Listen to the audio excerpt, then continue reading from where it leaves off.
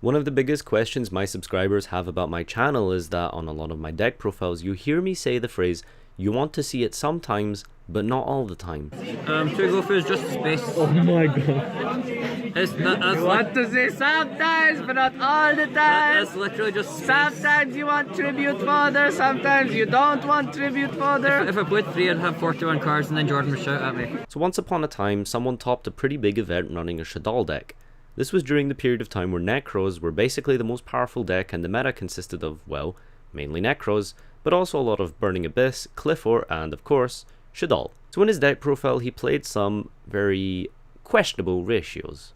For example, in his Shadal deck, which is based predominantly on fusion summoning, he decided to only play 2 Shadal fusion.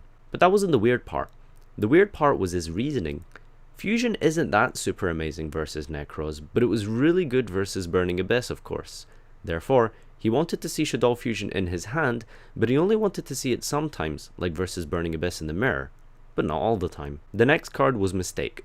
Of course, Mistake was a great floodgate versus Necros, and it's a complete auto win if they can't out it usually. However, it's pretty useless against Burning Abyss, and basically a dead card versus the mirror.